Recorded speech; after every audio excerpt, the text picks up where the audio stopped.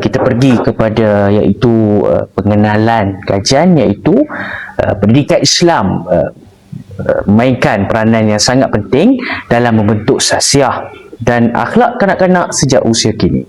Dan pendedahan terhadap nilai-nilai seperti akidah, ibadah dan akhlak mulia dapat menjadi asas yang kokoh bagi membentuk jati diri sebagai Muslim.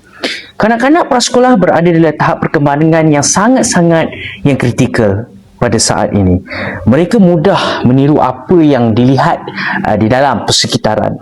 Justru itu, pendidikan pada peringkat ini perlu diberikan dengan teliti dan bersesuaian.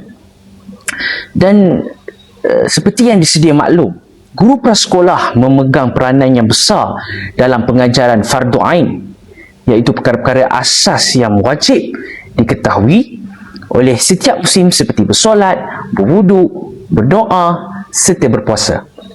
Guru bukan sahaja bertugas menyampaikan ilmu, malah dia perlu menjadi kreatif untuk memilih kaedah yang untuk menarik minat kanak-kanak tersebut. Namun demikian, guru prasekolah sering menghadapi pelbagai isu dan cabaran dalam melaksanakan pengajaran dalam pendidikan Islam dengan berkesan. Oleh itu, antara cabaran yang lazim dihadapi ialah kekurangan bahan bantu mengajar, iaitu BBM yang menarik dan kurang sesuai dengan tahap perkembangan kanak-kanak. Cabaran ini perlu diberikan perhatian serta mempunyai matlamat yang jelas dan mempunyai objektif pendidikan dan dasar yang begitu jelas untuk pendidikan agama Islam agar dapat dicapai dengan tahap optimal. Okey, untuk objektif kajian iaitu 2.0, kita akan menyentuh tentang yang pertama adalah mengenal pasti cabaran yang dihadapi oleh guru prasekolah dalam mengajar pendidikan Islam. Yang kedua ialah mengenal pasti faktor yang mempengaruhi keberkesanan pengajaran pendidikan Islam di prasekolah.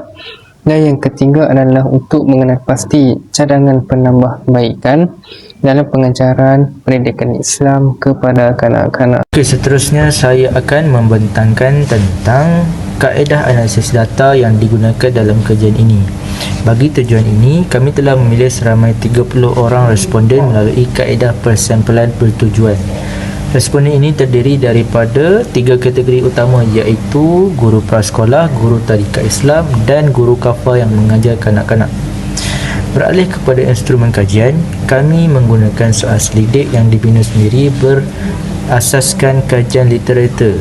Borang soal selidik ini dibahagikan kepada 4 bahagian utama, iaitu bahagian A, maklumat demografi responden; bahagian B, fokus kepada cabaran dalam pengajaran pendidikan Islam; bahagian C, mengenal pasti faktor pengajaran; bahagian D, merangkumi aspek sokongan dan cadangan penambahbaikan. Bagi bahagian B, C dan D, kami menggunakan skala Likert 4 mata bermula dari sangat tidak setuju sehingga sangat setuju. Data dikumpul sepenuhnya secara digital menggunakan Google Form berdasarkan analisis bahagian A. Dari segi jantina, 56.7% responden adalah lelaki, manakala 43.3% adalah perempuan. Okey, bagi bahagian B, kami mendapati beberapa cabaran utama. 56.7% responden bersetuju bahawa kekurangan bahan bantu mengajar memberi kesan besar kepada pengajaran. Majoriti guru, iaitu sebanyak 63.3%, menyatakan kanak-kanak suka memahami konsep abstrak dalam pendidikan Islam. Selain itu, seramai 53.3% responden merasakan masa yang diperuntukkan untuk pendidikan Islam di prasekolah adalah terhad. Bagi bahagian C, faktor pengajaran, data menunjukkan penggunaan teknologi seperti video dan animasi amat membantu, di mana 56.7% responden memilih sangat setuju. Persekitaran yang kondusif juga diakui oleh 63.3% responden sebagai faktor penarik minat murid. Akhir sekali, untuk cadangan penambahbaikan di bahagian D, sebanyak 66.7% responden sangat bersetuju bahawa kerjasama ibu bapa amat diperlukan untuk mengukuhkan penguasaan fardu ain di rumah.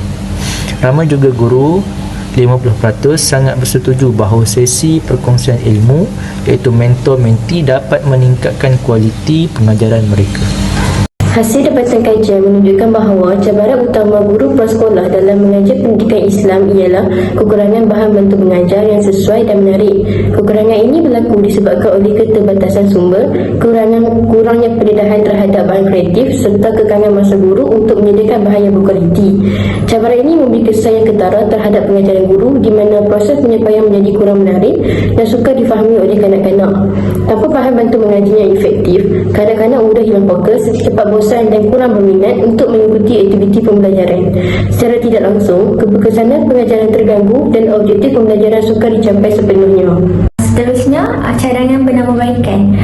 Bagi mengatasi cabaran tersebut, beberapa cadangan penambahbaikan boleh dilaksanakan bagi meningkatkan keberkesanan pengajaran pendidikan Islam di peringkat prasekolah.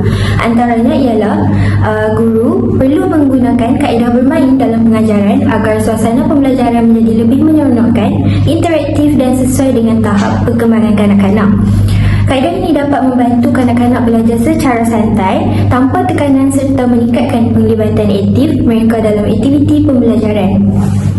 Selain itu, penggunaan lagu dan cerita Islam juga sangat digalakkan kerana pendekatan ini mampu menarik minat kanak-kanak serta memudahkan mereka memahami konsep asas agama seperti akhlak, ibadah dan kisah para nabi.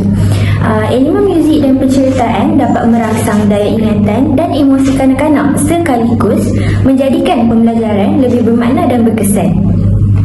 Di samping itu, guru prasekolah perlu diberikan latihan pedagogi secara berterusan bagi meningkatkan kemahiran dan kreativiti dalam pengajaran.